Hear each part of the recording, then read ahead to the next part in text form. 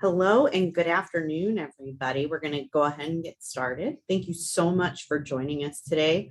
Um, just want to start out and just talk for a quick second about KeyBank and Boulder coming together to provide this webinar series. We'll have a monthly webinar. We're really excited about that.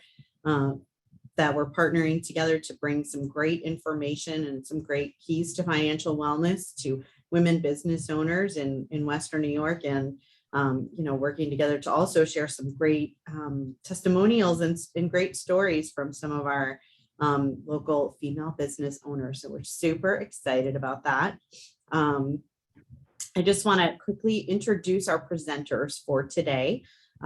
Happy to welcome Lindsay Karras-Stenzel. Lindsay is the co-founder of Boulder and also a partner at Thompson Hine, and she is going to be joining us today. And Lindsay's going to walk us through the keys to financial wellness. And also thrilled to welcome Bonnie Kell, who's an area retail leader and the local chair of Key for Women here in the Buffalo area for KeyBank. And we're super thrilled to also have with us Sarah Desmond, I'll get that right, who is the owner of the Lounge Shop in Buffalo. So we're really excited for Sarah to share her story with everybody. So with that, I'm going to turn it over to Bonnie, and thank you all for joining us today. We're really excited. Good afternoon, everybody, and really excited, as Brandy said, to have this come together. So Key for Women here in Buffalo, I'm really proud to be co-chair with Christy Breda, who's here with us today also. And we've been talking about, what could we do to help bring small business acumen and help bring things to our clients to be able to help with their small business needs. So providing this seminar was what we thought would be a great start. So this free educational seminar series is going to culminate into coming up to a live event, an in-person event, right? So we're doing a lot of things virtually, but we want to have it culminate into an in-person event coming up soon. But, we really kind of took a look at some of our small business women and asked them, like, what things are important to you? What things do you need help with? What things do you need to get your business started? What do you need to be successful? So that's what we're building this educational seminar around.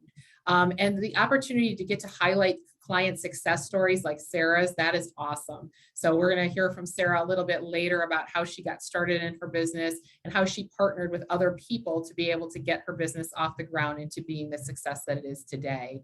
And also to be able to provide, resources for business owners who need guidance and support, which is really important. So at this point, I'm happy to turn the program over to Lindsay. Thanks so much, Bonnie. And everyone, thank you so much for attending here today at Boulder. One of the things we think about all day, every day is wellness. And one of those things that we think about ultimately is financial wellness. It's a key component to the success of any individual and or their business. And so we're happy to jump in and talk about that in a little bit greater detail. So why should we even think about financial health or financial wellness in running our small business day to day? Well, it's actually one of the leading causes of why founders quit. A lot of folks start a business because they want freedom, or they're passionate about starting a new business, or they are trying to solve a big worldly problem or a local problem, whatever the case might be. But unfortunately, not all businesses make it. And one of the key reasons is because of lack of financial health. And so in recent studies that have been performed, there are three key reasons why founders leave the business, shut a business down, quit altogether. First is just time. If you've ever run a small business, you are the CEO, you're the CFO, you're the tech person, you're the janitor, and everything in between. And so it is hard to make all of the things happen each and every day. The second one, which also goes hand in hand a lot of times with the third, is just personal financial difficulties. Unfortunately, not everyone has a fundamental grasp or understanding of their own personal financial health. And because they don't have an understanding of their personal financial health, it affects their ability to successfully function in their business oftentimes. So a lot of people say, hey, I'm just going to throw the life savings at this business because I believe in it. I'm going to max out my credit cards because I believe in it. And hey, we all have to do what we have to do, but is there a plan around that? And ultimately, if the business isn't producing and not generating income and revenue back into the house, it can become super problematic and ultimately result in people leaving their dreams by the wayside. Lastly is a mental health discussion, and we'll talk about this in a few sessions from here. So I hope that you join that one as well. But personal financial difficulties and mental health often interplay very strongly because people start to feel the stress of not knowing whether they're going to make payroll for their teams. They're not sure how they're going to pay their rent or their mortgage. And that starts to take a toll, and it eats at people, eats at people, eats at people. And before you know it, people cannot handle the stress related to running their business, which is oftentimes driven by the financial aspect, amongst a litany of other things, creating customers, trying to bend space and time, et cetera, et cetera. So very interwoven, but that's what we're trying to resolve here by creating a pathway for financial health and financial wellness. So why don't we go on to the next slide? What is financial wellness? So financial wellness is really a dynamic relationship between your personal, financial, and economic resources that are applied to impact your physical health, mental health, and social well-being. That's a lot of fancy words to say. You have to have your house in order and the foundation's got to be right, or it's going to be pretty difficult to run your household or run your business if you don't have cash inflows and outflows that are sufficient. So when we're talking about financial wellness, we're really talking about how do we know what our plan is? How do we trade debt and worry for security and well-being? And some debt is good debt. And how do we know when debt is good debt? You know, we have to think about all of those things in terms of growing and maximizing our business and our business opportunities. So it's about really knowing where you are in your schema at any point in time.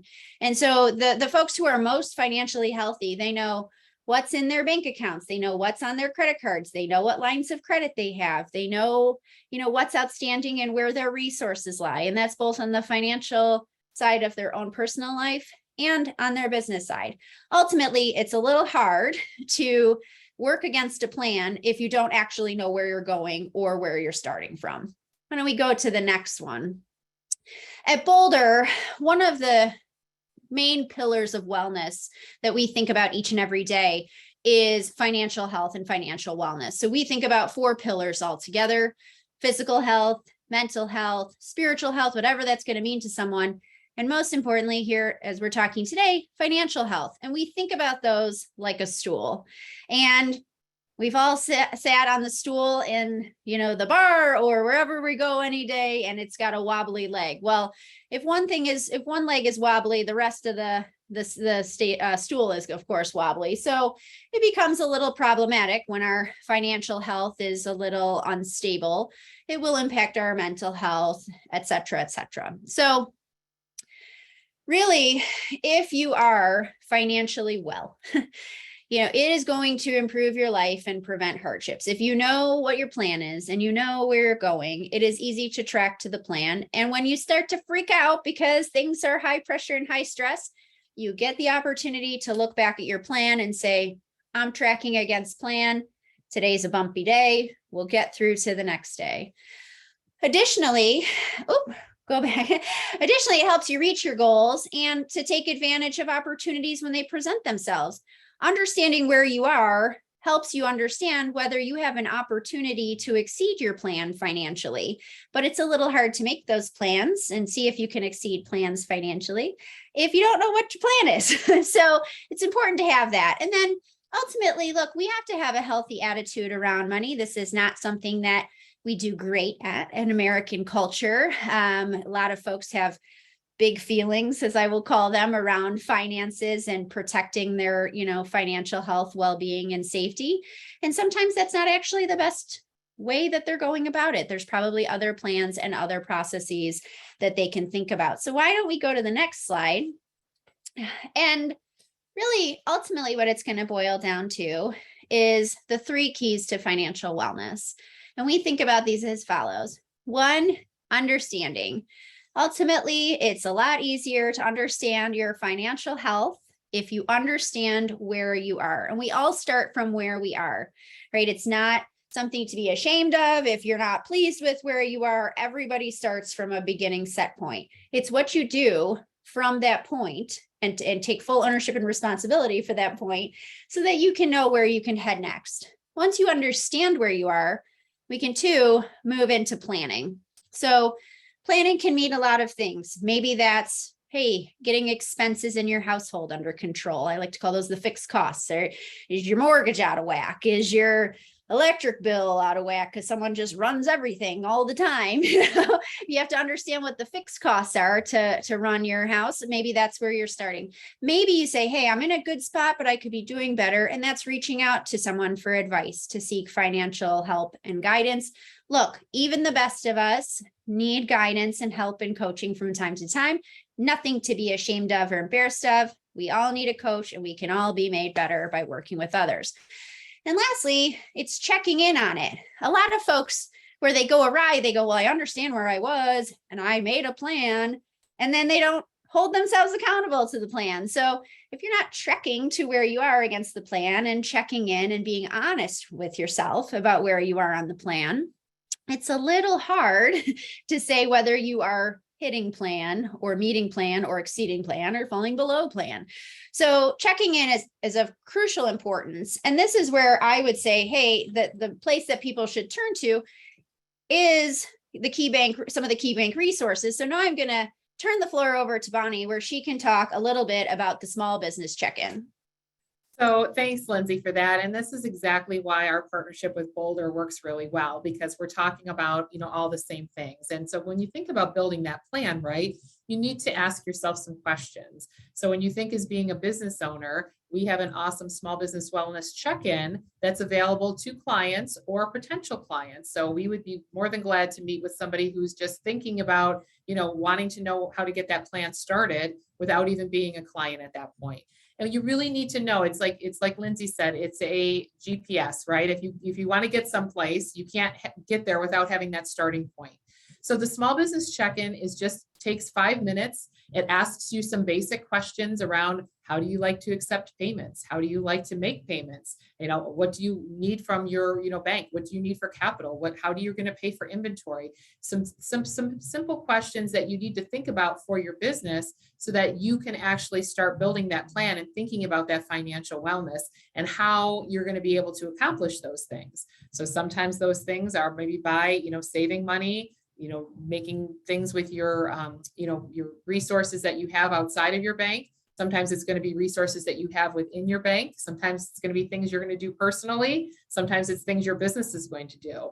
And once you answer those questions, it's going to give you some insights about things you need to think about. And then that gives you that opportunity to take that plan and work with your banker or your advisor to have a meaningful conversation about, what do I need to get my business off the ground? Or what do I need to expand my business? Is this the right time to do that? All of those different things. And then, you can actually, and we have the instructions on here, you can actually go in online and actually answer your questions. And then you would be tied into an advisor that could help you, or you could certainly walk into any of our branches and have one of our branch managers, sit down and go through the small business check-in with you and actually, take a look at where you are so that we could start helping you build that plan. It really is, helpful because, to Lindsay's point from before, if you are financially well, that helps you in all of your other avenues. And I'm really excited because today we have Sarah with us. And Sarah, I got an opportunity to meet Sarah. So Sarah worked with one of my branch managers, Tom Boncourt. And Tom said, geez, Bonnie, you have to come out with me and meet Sarah. She is just fantastic. And, I was able to help her, get her business going. And I want to take you to her store, and I want to have you meet her and see her store. And her store is absolutely beautiful. Her shop is beautiful. It is in Larkin, down in Larkin. It is a beautiful store. And Sarah, I'm so excited that you're joining us today. But Sarah, why don't you tell us a little bit about how you got started in thinking about owning this retail business of yours? Yes, absolutely. Thank you so much for having me today. So, about a little over 2 years ago, I was actually working full time as a wedding and event coordinator. And the pandemic hit. It was a really hard time for weddings, for everyone just around Buffalo. So, I wanted a creative outlet, something that I could put my passions into, something I could enjoy while also making a little bit of cash on the side. So, I started the Lounge Shop. It was originally just a comfy, cozy sweatshirt line showing the love for Buffalo.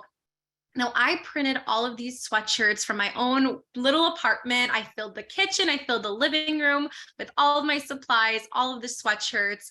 And just by posting on Instagram and having friends share, it really kind of blew up from there. Now, there was a point when I was working in my full-time job where I was working all day as a wedding coordinator and then all night at my small business. And there was a time when I realized I need to pick one or the other because I can't do it anymore. So I decided, let me grow my passions instead of working my salary job. Let me see what I can grow this business. Let me use my resources and grow it to whatever I can make of it. And you know what? If I fail, I fail. So that's what I did. I put everything into it. I quit my job. And here we are a few years later. I have my retail shop. So we were 2 years just online through Etsy Marketplace. Like I said, I was printing everything myself.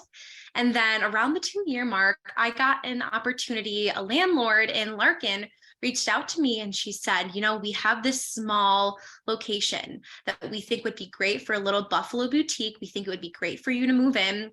Now, if you want to make this step, let us know. And this was a really big decision. My friends, my family, my parents were nervous. Even when I quit my full-time job, my parents were a little scared. How will you pay your rent? What if you don't make any sales this month? My friend said, you will be so busy. How will you have time? And I knew it would be hard work. It definitely is. But truly, if you put your passions into it, if you believe in yourself, if you use the resources around you, you can absolutely make it happen. So here we are. I signed the lease and now I have this boutique. We've been open since November and it's been going really great. That's awesome, Sarah. So happy to hear your story. How did KeyBank help you play a role in getting from your Etsy store to your boutique? Oh, KeyBank played such a huge role. Tom, especially, he was incredibly helpful. Now, because this store was brand new, it was actually rubble. We didn't have ceiling, flooring, anything. I had to buy thousands in inventory. I knew it was going to be a big financial step for us. So I went through KeyBank and I actually took out a line of credit, which really made our dream come true. It really helped with the build out of the store, with the inventory, with adding some employees on because I could not do it myself. And so working with Tom was incredible. And he answered every question on a timely manner. And I was a little nervous. I mean, I've never really worked with a bank. I've never taken out any kind of loan or line of credit. So it was such an easier process than I thought. I think I was almost scared to do it, but I needed to do it. And I'm so happy I did because I have this store because of that. Now, I also was in connection at the Small Business Development Center. They worked with Bernie. And Bernie and Tom would connect about my cash flow, my business plan.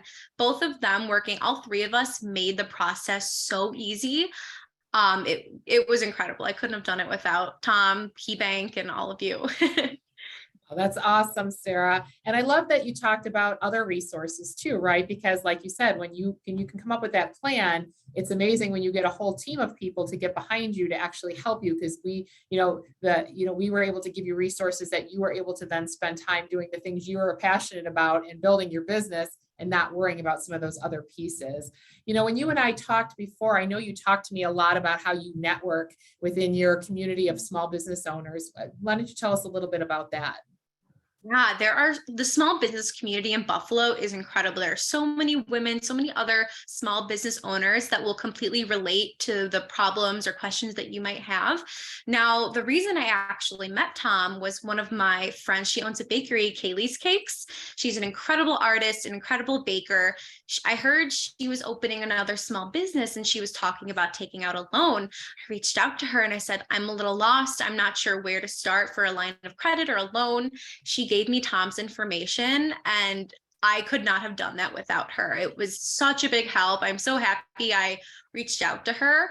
It's a little scary reaching out sometimes to another small business owner or someone else, but they have been what you're going through. They understand the issues, maybe like your family or friends may not understand. So I always suggest reaching out, making that connection, networking with other businesses in the area. That's amazing. And I love that you use your network, right? And sending referrals back and forth. That works out really well as well.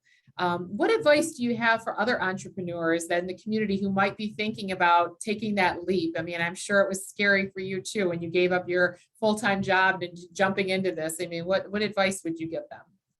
Yeah, it was really scary. I mean, I was worried that I wouldn't make my salary that I'm making every month, but you know what? You can make more than that. You can grow with your passions. You can go above and beyond what you're doing now.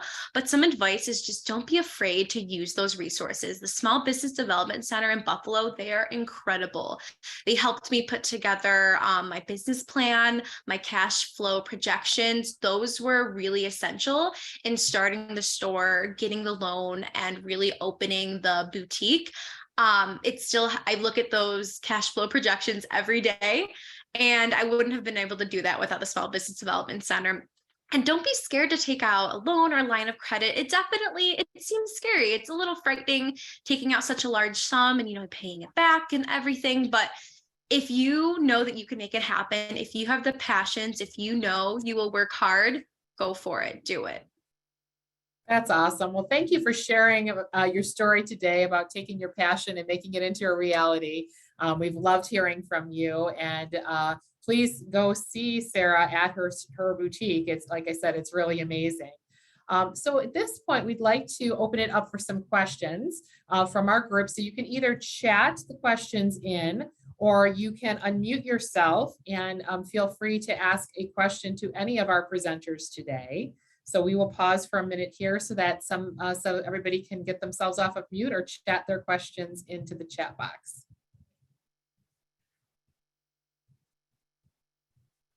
Hi, I have a question. I'm Amanda Alford.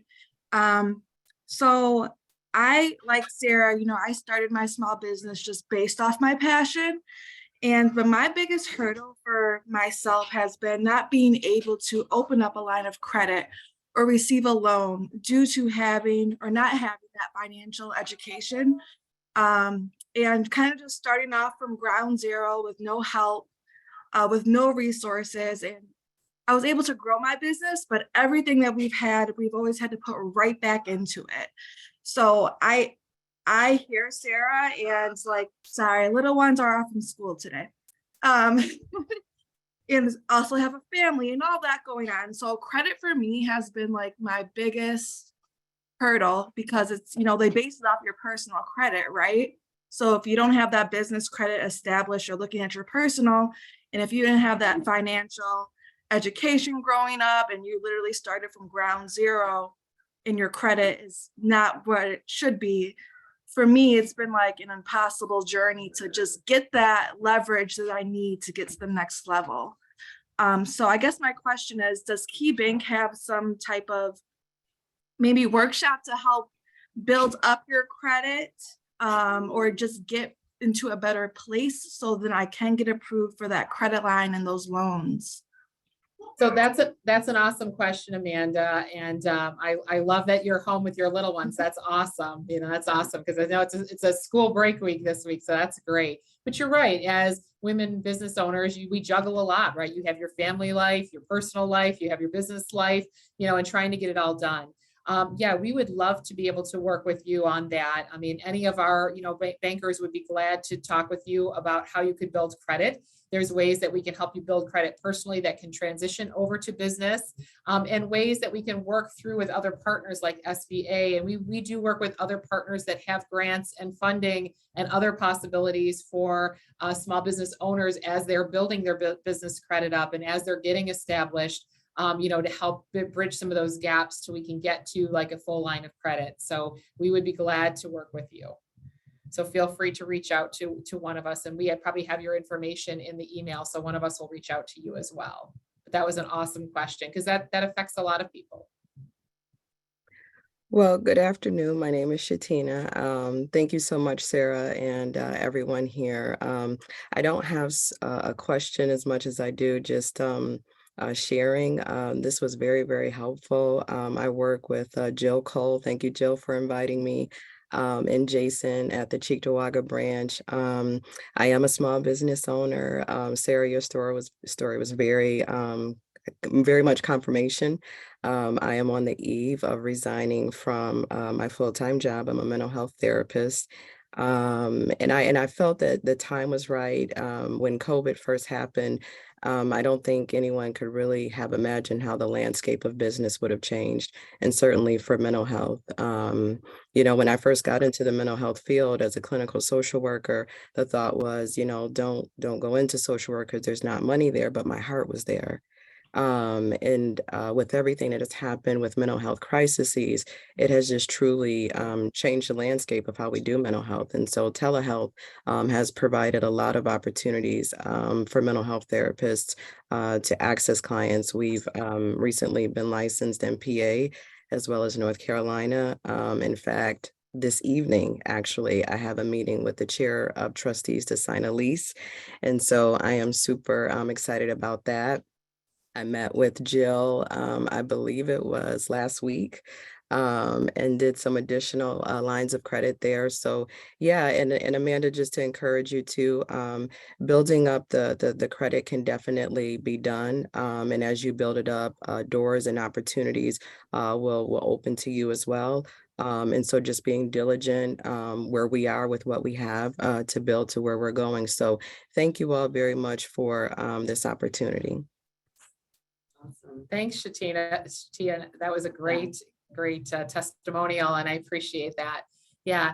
And I love that Lindsay started off too by saying, don't be embarrassed, or don't be, we all had to start someplace, right? And we're not always happy about where we are at the moment, right? So the only way that we can get better and that we can, get our situation straightened around for ourselves is to talk to somebody and have us help build a plan. And, we're really on it for the journey, right? It's about holding ourselves accountable to the plan and having somebody on the other side holding us accountable. We heard about like Jill and Jason and Tom, and how they help hold the clients accountable too, to helping to get their goal and their dream met. So that's really awesome. What other questions do we have? I actually have one for Sarah. So one of the things that I thought that was really significant that you mentioned, Sarah, was that the people who were really in your trusted inner circle, your friends, your family, the people that you know and love, you told them, hey, I'm making this big leap. And a lot of them said, well, how are you going to pay your bills? And is that the best thing to do? How are you going to have health insurance, or whatever they said, to you? But you did it anyway, and you sought out a bigger, different network of similarly situated founders. So can you talk about how you sort of walked through the internal struggles that you might have faced with that? Because that is a piece of this, as you've got people that you love chirping on, little angels on your shoulder saying, but what if? So if you wouldn't mind digging into that for a minute, that would be great. Yeah, absolutely. So I was working, I had a salary, so I had a set pay. So every week, every month, I would be guaranteed money. And I think my parents were worried about how will you pay for your car? How will you pay for your groceries? I'm 26 now. So when I quit my job, I was 24. So I was still young. And I think my parents thought that, no, you should get an office job. My dad kept telling me, get an office job, get something where you have stability, get a career where you will maybe eventually down the line, you could start a little business. My parents, now they're my biggest fans. They love the Lounge Shop. My dad comes in all the time, takes my mail away. But I think they were just very concerned, which made me doubt myself. It really made me doubt, maybe I can't do this. Maybe I can't start my own business. Will people even like the products I'm putting out? So it took me a few months. I started, the the lounge shop in October of 2020. And then I officially quit my job in March of 2021. So it did seem quick, but I think I was struggling January, February, and March. All those 3 months, I was going back and forth. Will I have enough money? Let me check my bank account. How much can I go on in the next few months, few weeks, if I were to have zero in sales, if I were to make nothing? So I did the math and I said, you know what, for a few months, I can hold myself up if I were to have no sales. So I think that kind of confirmed for me that, you know what, I'll budget, I'll get simple groceries. I won't go as far. I won't spend money on gas. So I really tried to budget when I quit my job just as a safety net. And then quitting that job, though, I was able to put in 100% of my effort, my creativity into the lounge shop. Because I was working both at once, I wasn't able to design as much. I wasn't able to talk to as many customers, fulfill orders, create new items. So because I had that extra time now, it made me more. It profited. It just really grew from there. So I think I knew deep down, if I work hard, which I was working overnight, that I can make this happen. And you know what? If I fail, I can get another job. I can show a company, look what I created for a few months. I started my own business, so I could put that on my resume at the very least. And I knew I could have something to fall back on. So I'm really happy I made that leap. Even my friends, when I announced that I was opening a store, I remember we were all sitting at dinner, my best friends, and I said, guys, I'm opening a boutique in Larkinville. They're kind of looking at each other like, Sarah, how will you be able to do that? I was really disappointed in their reactions because it was so exciting for me. I've already thought about it. I already signed my lease. I was like, well, there's no going back now, but I explained to them, I had a plan. I had a plan on how to make the products, how to do things more efficiently, how to save time doing things. And I kind of had to convince them, but of course now they love the lounge shop. They come in all the time. So believing in yourself is the number one thing. Awesome. Thank you. And I think it was a huge component that you also had a great plan and you had great people that you were working with that what is it? SBDC? Is that where you also were in addition to KeyBank? Yes. Yeah. Yeah. So I think that that's huge. And, you know, we hear that a lot, especially with first-time entrepreneurs when they're going out and they're spreading their wings. And yes, the safe thing is to keep the job, but if your passions are pulling you in a different direction, I think that's the thing that always drives you, you know, and you don't want to wake up 50 years from now and say, what if, you know? So glad to hear that you're doing it. My second question, sorry if I'm commandeering the time here, but where's the limit? Because, you know, before you had a limit, you were going to get X number of dollars per week, per month, per year, and that was the salary. But what are your big dreams moving forward with this? Because truthfully, it's all yours, right? So you get to do whatever you want. I forget that sometimes. I do have a few employees and they're like, I'm like, oh, what should we do this for this? And they're like, you're the boss, you decide. I'm like, oh yeah, I am the boss. So really sky's the limit. I mean, even when opening the store, when going through my business plan, I really had to sit down for a few weeks working on the business plan and think long-term goals as well. And sky's the limit. I mean, opening the store, we've heavily expanded our products. We've expanded our line. Originally, we were just the Buffalo sweatshirts, Buffalo loungewear that I was producing myself. But now we've opened up the store to all of the cozy things from candles, mugs, pillows. We have slippers. I'm looking at everything now, glassware. So everything that I dream the store to be, we're putting it in the store. And I would love to add on more locations. I would love to add on new cities for our loungewear. The sky's the limit, and I'm really excited to grow it from here. Awesome. I love to hear it. Great. What other questions do we have for the panelists or otherwise?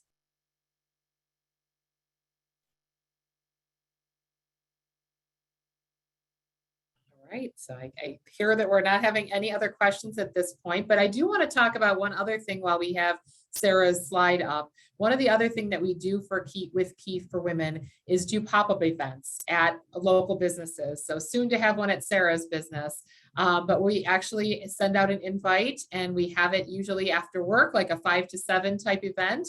And we have one of our small business women owned businesses host us at their location. And then we invite other business owners to come out to get to see their location, to be able to do a little networking and to be able to talk, one-on-one and meet some of our, people from today, our panelists, our KeyBank folks, and actually get a chance to see a different business and to get to network and talk and build that community that Sarah was talking about, where we can really help each other, with referring back and forth and different things. So that's one of the things that we also do with Key for Women.